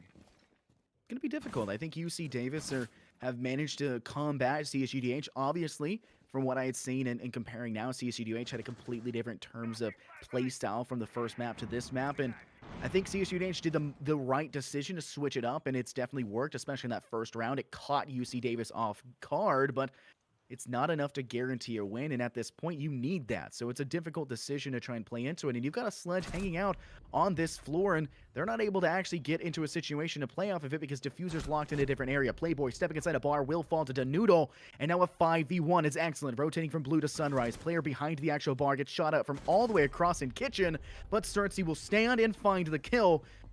No, actually, he gets the kill from in Kitchen. Does he? Oh my goodness! What? Oh my Outrageous. goodness! Also, that Dark Zero skin for that T5, I bought that. Goated. Absolutely goated. That is a great skin. I bought that. All the cool kids have that skin. All the cool kids. All the cool. Then why do you have that skin? I'm an imposter. You got me. Sus. He's sus. Yeah, No, I mean that's thrown out such a there, cool like- skin. Yeah. I wish we could have some of the cooler actual operator skins, and I know that they gave like an edge in competitiveness, but like they're still cool skins. So It's cool. like Pizza Mozzie. Where's Pizza Mozzie in play? OC Toasty would be so much cooler with Pizza Mozzie. That would be the absolute swoon moment. Well, you can tell it's getting late. My brain is not wired for R6 when I get pulled in late. I just I go thinking about from the- super serious casting with fellow of Thinking us about having a good skins. time to sus Among Us. We're really downgrading here. I'm not sure this was the best decision, but we'll make the best of it. We'll have a good time about it. But Oh yeah, this is the late night match. We're here for all the hooligans who are still up for this one, ready to root on their teams. Speaking of the teams, CSUDH made a phenomenal, stellar showing here on round 1, and we haven't seen it again. This was the turnaround on round 4. UC Davis got the flawless back, and the momentum has really shifted back to how it was at the end of map 1. UC Davis, once again, just looking stronger. I mean, they've definitely surmounted that comeback. We could see it go back to another 7-1 stat line like we saw in map 1, but CSUDH definitely gave me a lot to look forward to after that round 1. I think they have what it takes. It's just acting upon that to really guarantee success. And UC Davis is trying to step up with their own level of aggression. They're going for some cheeky spawn peeks. This is a very nice angle. A lot of people will use this one to go towards that ruin site spawn. Sitting in office. Most of the time, I'm just, too much confidence. I just hold out at the reinforced window. I'm not going to shoot from an extra 20 feet backwards. I'm just going to shoot you the second you step out. Because I'm a bad player. I'm not a good player. But, UC Davis, it's another way to buy time. Even if you don't get a kill off of it, what you've done is you successfully force those players to take another 10 seconds and rotate around the backside. And they're forced to have to play out that time. And that's exactly what you want as a defensive player. Yeah, we definitely saw that cost a little bit of time there. The time kind of is going the other direction there. Oh, the frag is going back the other way. There's another one for CSUDH. Star taking an OC Toasty, sort of a string of refrags. So the back and forth, and it's leaving it in CSUDH's favor. They lost a little bit of time to a couple of their operators, but they've got the number count. Cersei has always taken some nasty gunfights here, just kind of scaring Star off, and he's kind of playing that 200 IQ. He knows where his opponent's gonna be. Already watching cool vibes. Oh, a nice nitro cell from Huncho will find and secure the kill into Playboy. And that's kind of what you want. That's one of the players. You've now secured the kill onto the Sledge and the Buck, the two players that are going to clear that floor above you from that kitchen site inside a VIP and penthouse. It's exactly what you need. If you're the CSUDH side, that's where you're going to. Any team on the attack will clear that floor. UC Davis have the advantage by a mile now. It's just going to come down to gunfights, and UC Davis has statistically been winning those in those 50-50s. It's looking good for them at this moment. CSUDH had the advantage because they still had the ability to clear floor, but now they only have the breaching rounds. They also have the breaching utility. They put the charges down. They have 6 charges in pocket. They do still have 1 impact on the lifeline from Zofia from Squall, but nonetheless, that's not enough floor clearing, and it's not going to be enough. You want to kind of save that utility going forward. It's not what you want. CSUDH doing a good job of trying to pincer out the player inside of Sunrise Bar. Cersei about to get rushed from both sides here. Stepping up, it's going to be a false Cersei finding the kill here. Getting up with the pistol! Finding the second as well. Looking for the third. Finds it! In a 3K to finish off the last bits. Arts will fall, and UC Davis take that one off of one player holding his own in Sunrise Bar. Cersei is making a name for himself here. He's throwing the team on his back on several of these rounds. His team doesn't even need to be on his back. He's just letting them take it easy here. Just, you know, I'm gonna whip out the SDP. I'll take care of it. No one's got to work up a sweat or anything. Just that one Sunrise hold not being dealt with for so long.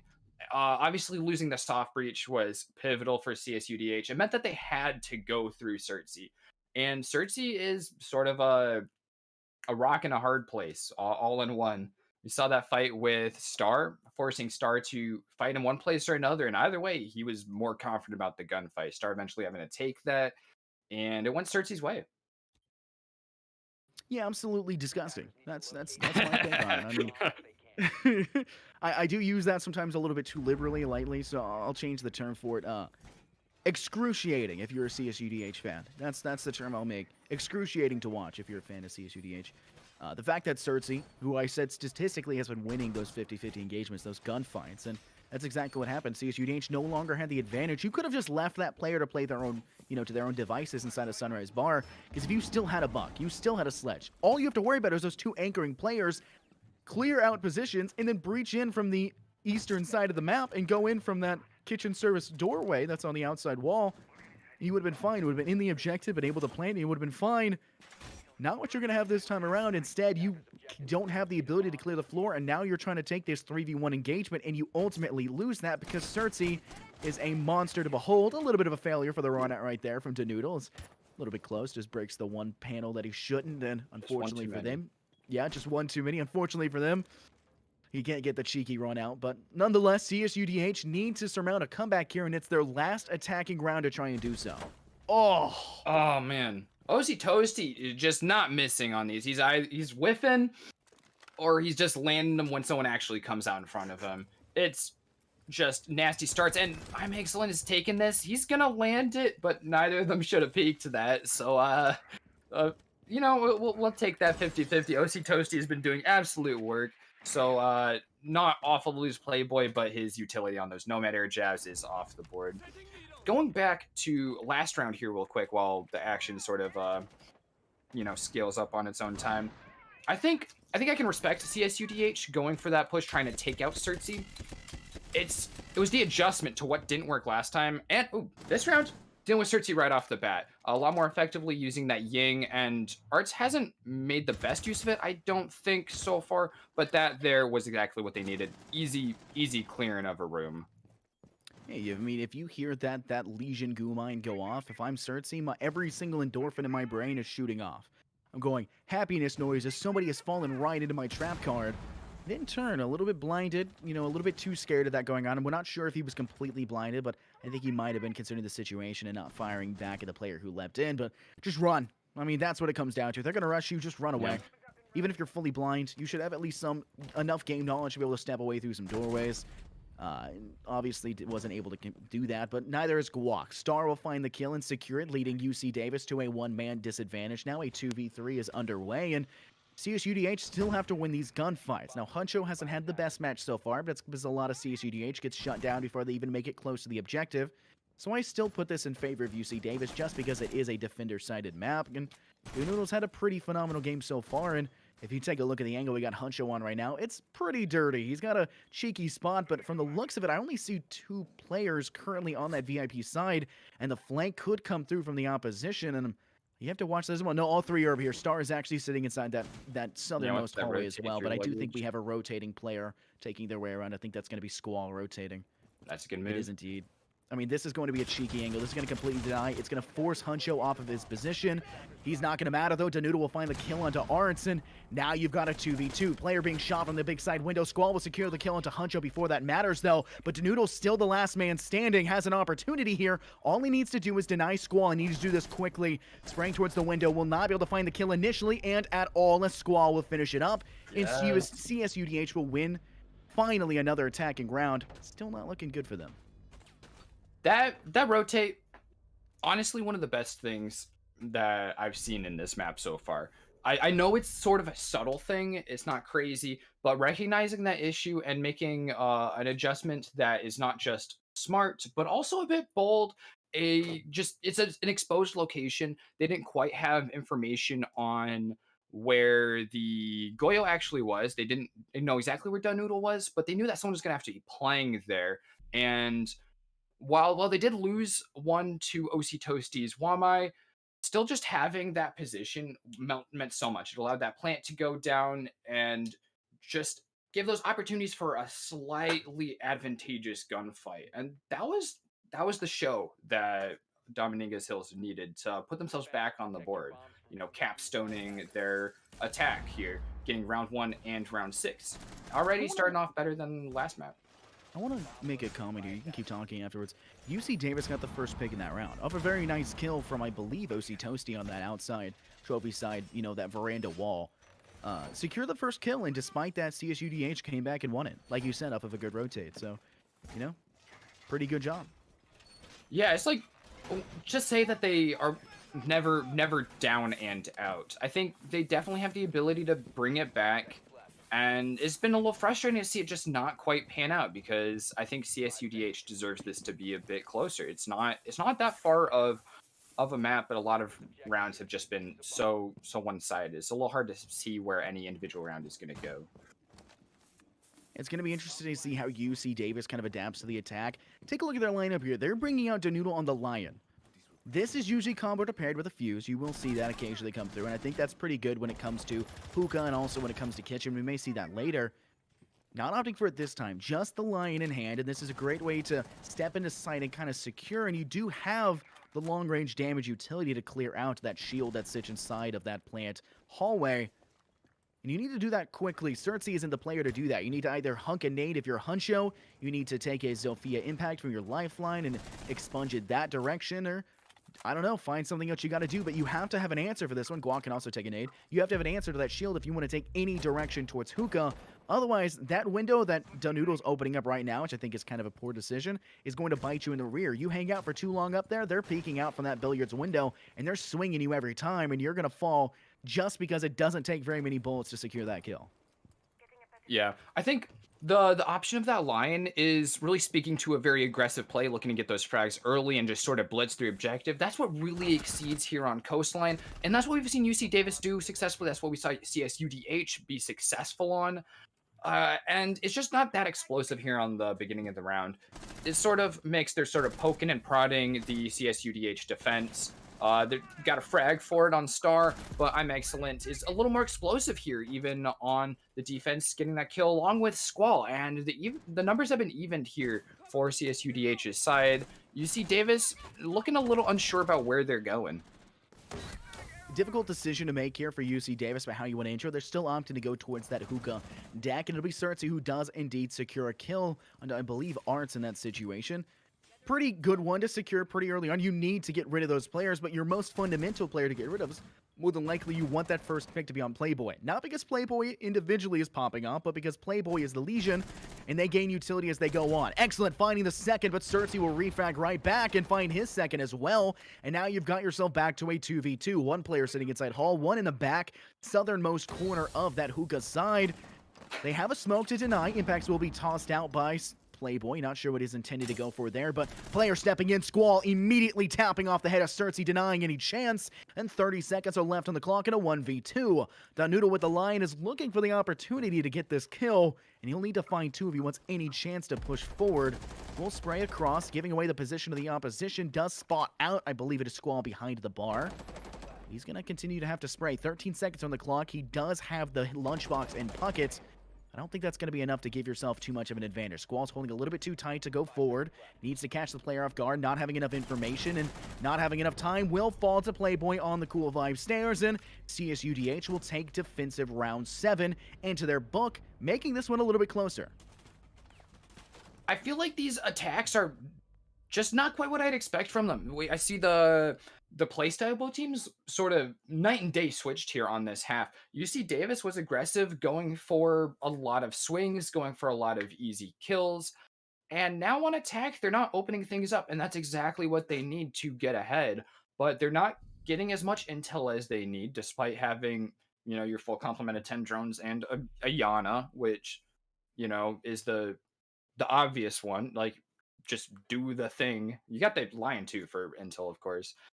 And so now we're seeing UC Davis being the cautious team that's not pushing. They're just not sure what to do with aggressive defenders. And both teams have done well at just, you know, waking up and going hard on the defense, swinging a lot. We saw that from I'm Excellent. He just took 2 gunfights. He took 2 guys' heads. He got himself fragged off of it, but it actually worked to his advantage. It scared UC Davis off, and UC Davis just wouldn't push anything. They all clumped up on that balcony. They're too scared to split push and, you know, make that their equivalent to the rotation of Squall onto that window. You know, they needed to push off, but they're too scared of these defenders. They didn't have the intel to track him down, and they just let that get to him. It's not exactly what you want to see. Now, Treasury, I have a quick question for you here, and this is in regards to the UC Davis lineup again. We're not seeing a fuse. And I think that's kind of a mistake if you're wanting to take control of the second floor. We do have the buck, we do have the sledge, but honestly, I would argue that Iyana's nades aren't as useful as utility as a fuse would be in this situation to cluster bomb that in. Would you agree with me on that? Oh, definitely. There's so much more utility on the fuse. It, like, he's considered a bad operator overall because it's so hard to find a place to use it. But if you're bringing the tools to use him anyways, then that's just so much value. It's situational value, but when you're looking at kitchen on coastline with a lion on the board, that's the one time, that's the situation for your situational utility. And I think the drone potential is kind of being lost right now from both teams. Yeah, and I hate to say we that. know The Diana hasn't done what she needs to be doing. Yeah, And we know it's a little bit CSUDH hasn't Madroni, right? Like, that's obvious. We know that isn't a thing, but UC Davis need to do that. I mean, if you've got a coach or people that are fans and watching, you saw that VOD send, you know, say drone. That's just a normal coach note. That's a normal note to have in the first place. You should also know not to sit right there.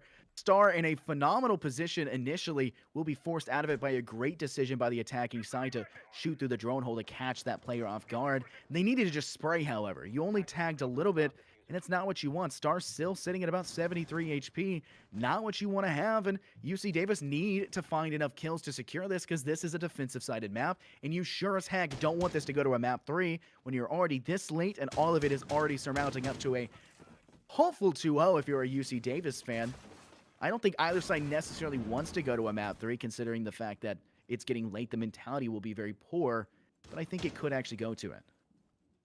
I'm loving to see I'm Excellent getting a lot bolder here. He's got that dock. It's less utility than the Legion that we've seen him rocking, usually on defense, but I like this switch. If it's going to make I'm Excellent open up this and take these bold plays, like we're about to see something that could be absolutely pivotal. No one's watching him. Not quite a kill on either the Yana or the Buck. allowing both Guac and Cersei to survive, but Cersei is left on a fragment. There's explosives below still. That could mean the world of difference. He's going to be bucking out this floor still, and that could mean a lot. Oh, not quite.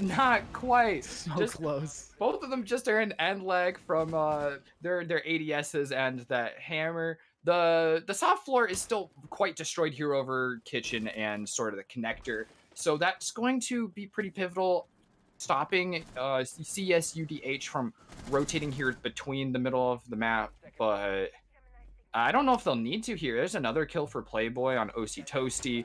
Really significant fragger for UC Davis. Oh my god. I'm excellent. Landing another one. Finally fragged out for all of that. And it comes down to Guac. He's got to do it all. No time left. Not willing to lose that KD. That's all it comes down to, the KD. Yeah, absolutely devastating if you're CSUDH. You are able to shut down, devastate the opposition is exactly what you need to do. And while this is a defensive-sided map, they're doing it. They're playing it quite well. UC Davis desperately need to find something to put their feet underneath themselves. They're not finding it. They need to change it up. That lineup, that operator lineup is not working. You're not acting on it quick enough. You're not playing quick enough. And it's just not what you want. And from the looks of it here, there's a Nomad in play. I don't like this decision either because I don't think Nomad is a good operator on Coastline. It's too tight of a map. Nomad is really, like, you step through a doorway, you're going to get knocked back through 4 other doorways, and they'll be in a safe position where you can't refrag them off of the air jab. It's not exactly what you want. I would go with a gridlock. The stingers inside of the ground can really slow down the opposition, give audio cues, and damage them in the process.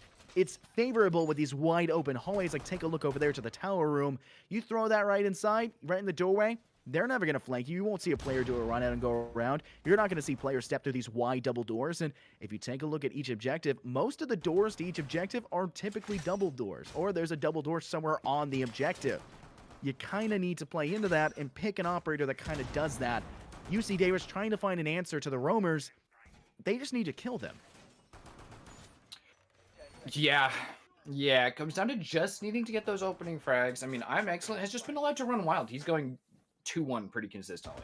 He's able to pick up a frag, pick up another frag, gets traded out, and it's no bother. He's done. He's already used up all of his stims. He doesn't need to do anything more for the team. He's done it all by just taking that utility off the board and taking that man count for the team. And at this point, it's done a lot for CSUDH. We got this fully evened out. The first time that we've actually seen it, well, except for round 1 on this map, be even or better for CSUDH. And it feels like UC Davis is just at a loss right now.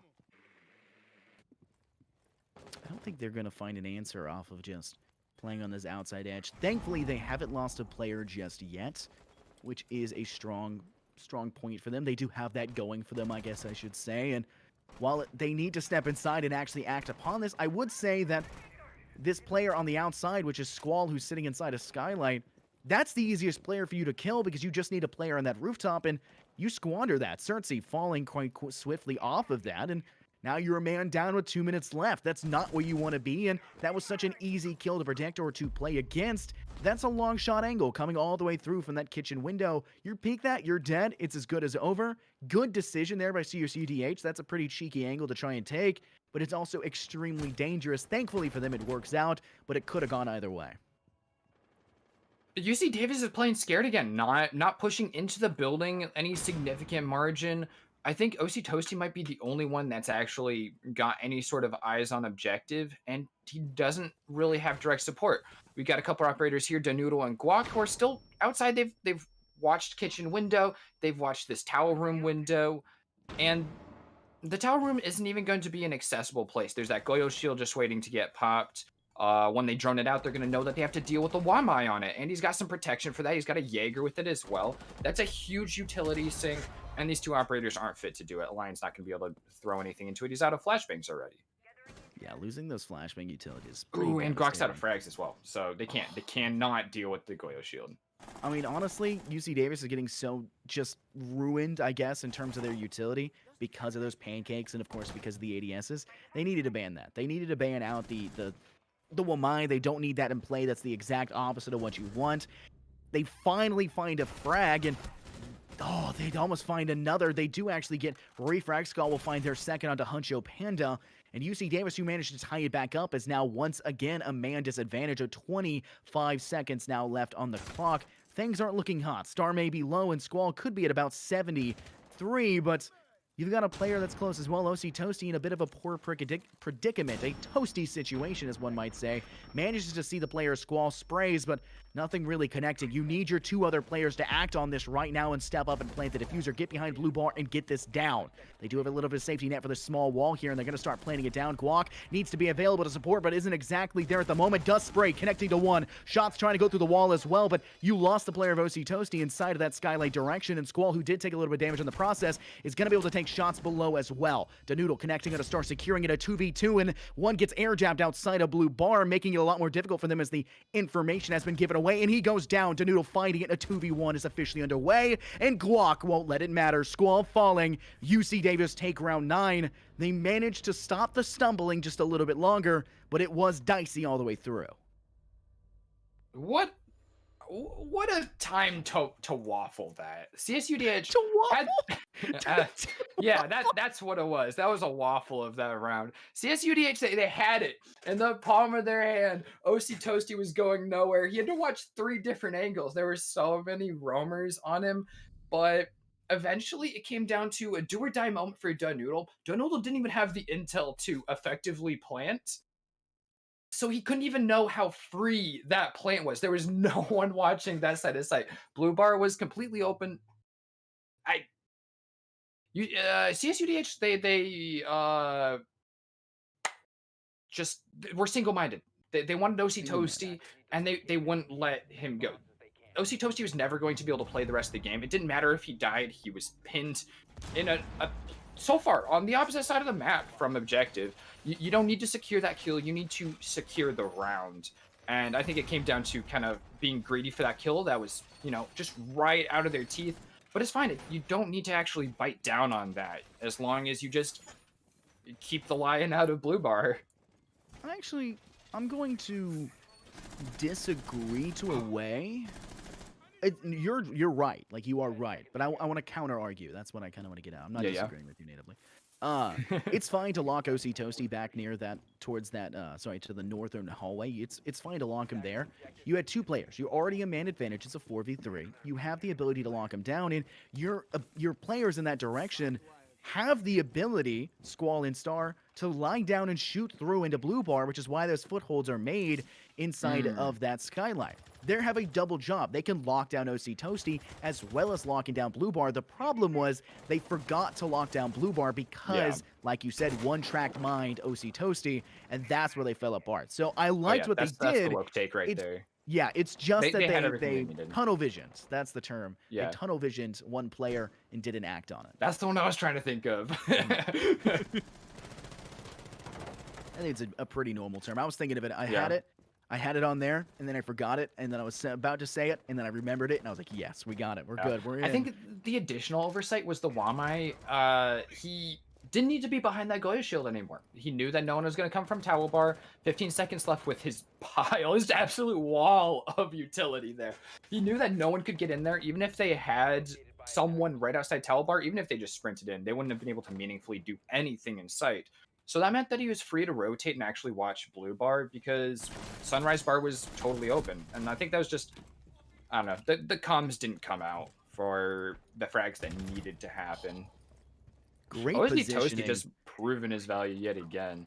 Oh, that is such good positioning. A failed nade by Guac will not allow for another one to go through. Actually, no, he's still sitting there. Okay, not the smartest decision I've ever seen. Guac, throw another nade, please, for the love of everything. That punish the player, Playboy. Playboy, you're still sitting there at this point. Punish. That you have the information now, Guac. Lie down, toss it. There it is. You saw his feet as well. Does he you hear know it? he's there. You've He's got it distracted? cooked. Oh, the distraction! No! Was that? Oh, just a foot off. Absolutely, oh, no. This is no. OC Toasty ruined it for him. He got distracted by the impact grenades on Cool Vibes. He got the comms. OC Toasty had the comms and was trying to just throw some damage or distraction on Playboy, and it just worked the worst way possible. Just moved him away from the frag grenade that would have had it. But Playboy's still in a really nice position. He's kind of pulled off a little bit. Oh, he's gonna get fragged out though, so he's not gonna be able to do anything to mess with Danoodle's plant here.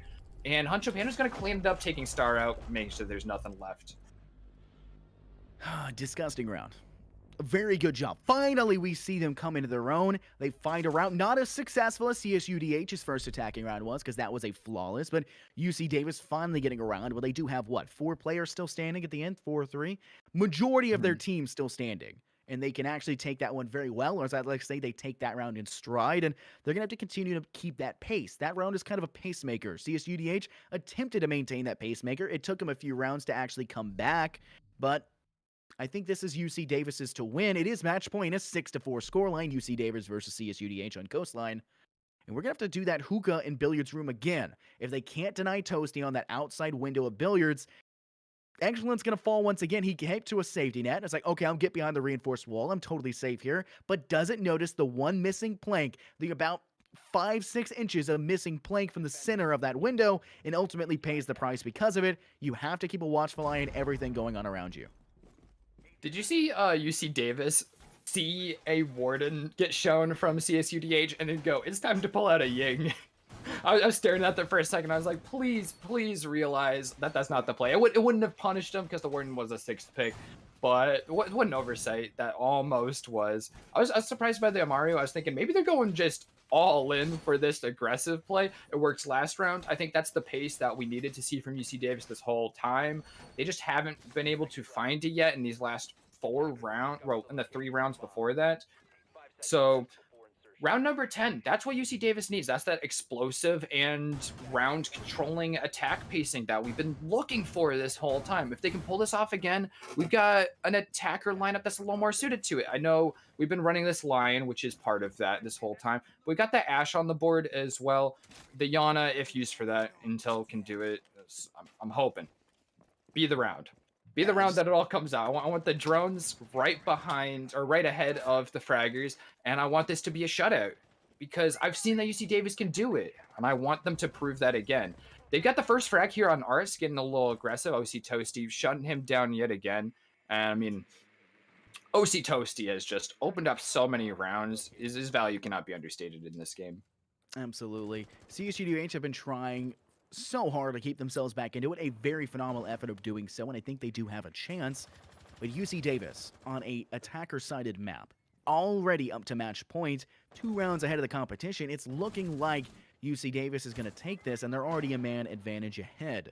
While losing the Jaeger is pretty devastating, it's kind of a place and forget kind of operator in terms of the utility, so you're not actually missing much utility, you're just missing a phenomenal rifle, 416C, and that's probably one of, if not the best rifle on the defensive side. And now you've lost another one. Excellent. Well, this is one of the other best weapons for the defensive side. Gone and out for the count. Toasty on a rampage, finding their triple. Will finish off Playboy in a 5v2. Underway, it's just Squall, who was now Star as well, who are going to take a kill in stride. Star finding a second as well. Cersei and OC Toasty out for the count, but steps right into Guac and Huncho as well, finding Squall. UC Davis will take round 11 off of a phenomenal OC Toasty 3K. Finally, we see that map end. It was way closer than we all anticipated it to be, especially for a map as one-sided as that one is. Yeah, that's what we were hoping to see here. That's CSUDH was not quite able to have the legs on this. They couldn't run with the momentum that they had at the beginning, but they put up a real fight, and you know, this could have gone either way. We were sitting there at 4-4, 8 rounds in, and it really could have been anyone's game, and that's what we were hoping to see here. We knew that UC Davis had the ability to take control, and I think, you know, as an impartial observer here, that's exactly what I wanted to see out of this. Both teams kind of coming into their stride and doing what they came here to do. It took a little bit to get up there, but what? You stole my turn. So you can you yoinking my lingo, is that what it is? Yeah. Wait, which That's term? my specialty. Every time I cast with somebody new, just take a little bit, just a little bit, just 1 or 2 words. That's now my vocabulary. I hear, yeah. I got another one for you. You're just expanding that vernacular just bit by bit. I must expand my vernacular. Much like we needed to see CSUDH kind of expand their defensive presence when they were on defense. They were able to do that initially, which really caught off the UC Davis side off guard, but it wasn't enough to guarantee that victory, because once UC Davis adapted, they didn't adapt back. They reacted after the adaptation, and their reaction wasn't fast enough and ultimately led to them losing it. which is why we do see that go 2-0. Yeah, I definitely see that as the greatest strength of UC Davis. And I think that's what made the change overall. I think they had comparable strats, they had comparable familiarities with their maps, but UC Davis just adapts very quickly. And I think that's their greatest strength as a team. Yeah, I think that's something to keep an eye out for. Definitely keep an eye on both of these teams going forward. While one team is relegated to a loss and will unfortunately now be negative, I believe, on the total overall score. I think they're now They'll be 3-4. at 3-4. Nonetheless, keep an eye on them. Phenomenal game so far. They do have 3 wins under their belt, right? Which is already pretty impressive to be in this division. I mean, the last game I casted, the team had no wins. So, and that map on Coastline went 7-0. So, Coastline obviously is a map that is pretty one-sided. They did win it out on defense of all, sides to win it out on. But, I did like what I see. There was a lot more strategies. I definitely love the fact that when CSUDH was taking that outside and also taking VIP and taking the hookah deck, they took one player, rotated over, and took that billiards window. Exactly what you want to see. Very nice job. Just work on droning on the attack. And for the UC Davis side, you got to work on droning. But mostly, you got to work on coordination for crossfires. You're winning 50-50 gunfights. That's almost entirely how UC Davis wins that, is just off of fraggers doing what they do best, fragging. Rely on your teammates a little bit more. It'll go a lot more smooth. Yeah, and on that note, I think that'll just about wrap us up for the night. I've been Treasury. I've been joined by Infernosis, a phenomenal co-caster, have an absolute joy. And in the back room, we've had Patrick and Ideal producing this and running the Observer Cam. So I absolutely cannot speak to how much we appreciate them. They make all of this possible, allow us to bring this to you. So huge shout out to them. And a shout out to you guys, the viewers, for sticking around here with us. And I think this will fully wrap it up for week 7 of NECC.